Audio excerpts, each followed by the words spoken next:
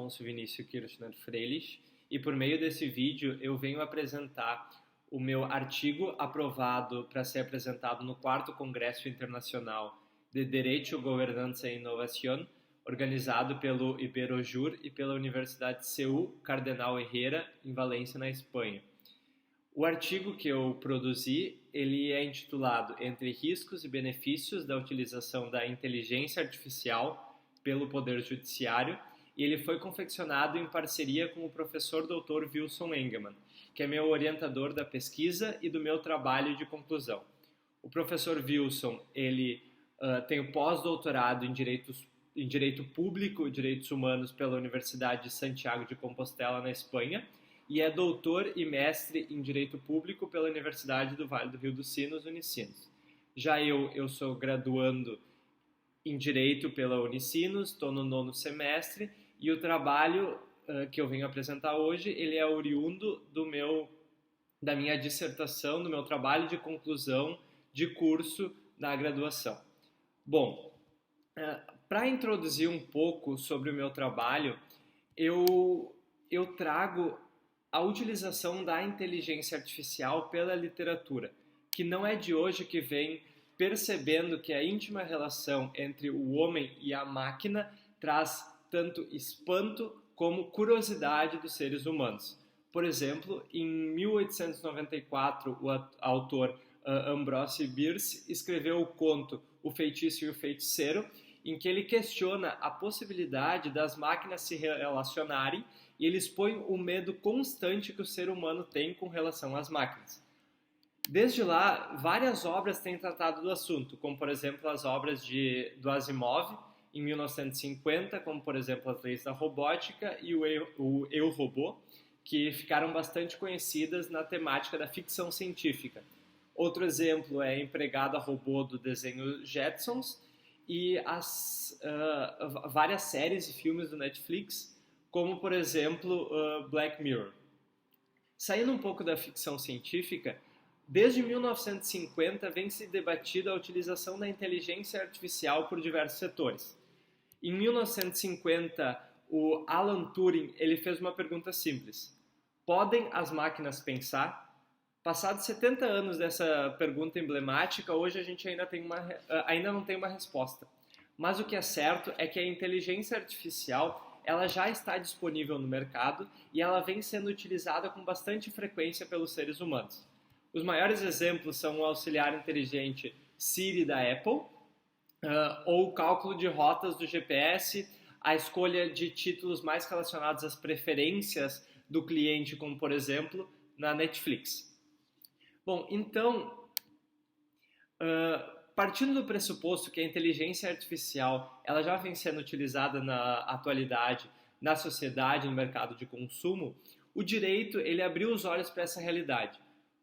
O direito ele tem várias de suas tarefas, várias de suas atividades são atividades burocráticas, atividades que a gente desempenha com grande facilidade, grande rapidez, mas que demandam muito tempo e que tiram tempo em tarefas que demandam uma análise mais racional do operador do direito. Em que pese a inteligência artificial tenha despertado o interesse de vários ramos do direito, é no Poder Judiciário que a inteligência artificial encontra as maiores discussões, tanto entre juristas como doutrinadores do direito. Isso acontece porque no Poder Judiciário a inteligência artificial não tem sido utilizada tão somente em questões burocráticas, em questões repetitivas, mas há a potencialidade de sua utilização no processo de tomada de decisão, ou seja, na decisão propriamente dita.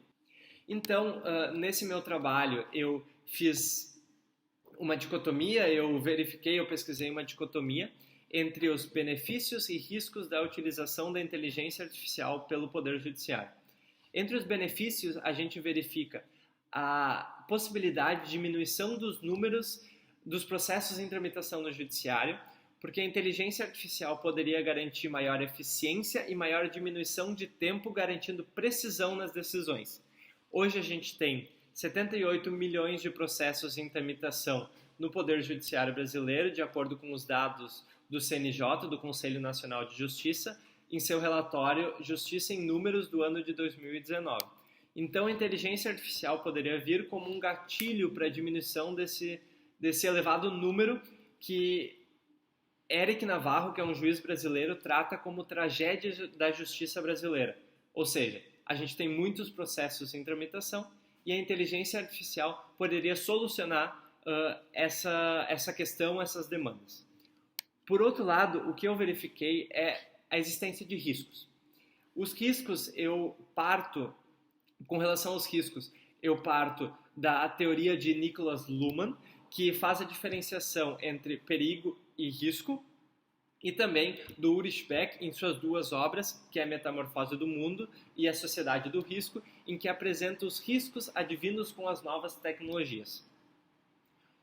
Outro documento que também refere-se à existência de riscos na utilização da inteligência artificial pelo Poder Judiciário é a Carta Ética da União Europeia para o uso da inteligência artificial no sistema judicial, que ressalta que a utilização de ferramentas no sistema judicial deve ser realizada com responsabilidade e com o respeito aos direitos fundamentais dos indivíduos.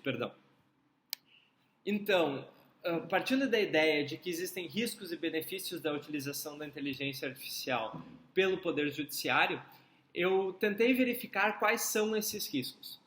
No processo judicial, eu encontrei principalmente riscos relacionados a 4 princípios processuais que a gente já tem utilizado no nosso estudo do processo civil brasileiro, e são eles: o devido processo legal, que é uma garantia inafastável do Estado Democrático de Direito, um superprincípio que ele acaba coordenando e delimitando todos os demais princípios que são utilizados no processo brasileiro e a nível mundial. Então, pelo devido processo legal, a gente consegue garantir que a decisão que utiliza inteligência artificial, ela deve respeitar um encadeamento de passos lógicos que não coloquem em risco os direitos individuais dos litigantes e que permitam o respeito a essas garantias inafastáveis do Estado Democrático de Direito. Já outro direito que deve ser garantido ou regarantido na utilização da inteligência artificial pelo Poder Judiciário é a transparência. Isso porque muito já se disse que a inteligência artificial constitui uma caixa preta que tem como principal problema a opacidade, já que a gente não poderia acessar os passos lógicos utilizados para se decidir. Então, é por causa dessa característica que a utilização da inteligência artificial no judiciário, ela deve sempre adotar uma forma de programação, que permita o controle e a investigação dessas decisões judiciais, mostrando de maneira transparente como se chegou a determinado resultado. Outro ponto relevante é com relação à igualdade. Os litigantes que tiveram suas demandas decididas com o auxílio da inteligência artificial, eles têm o direito de saber se a sua demanda foi decidida da mesma forma que foi decidida uma demanda idêntica ou com as mesmas características, que uma determinada decisão não foi projetada para prejudicar um litigante. Bom, por fim, eu trago a questão da fundamentação das decisões, que pese alguns autores processuais referem não se tratar de um princípio e sim de uma regra essencial. Me parece que a fundamentação que irá garantir que esses passos lógicos que eu referi anteriormente quando eu tratei da questão da transparência, eles sejam publicizados e seja informado na decisão quais foram as ferramentas de inteligência artificial utilizadas e como elas chegaram no resultado. Porque, repita-se, a fundamentação é inafastável num Estado democrático de direito.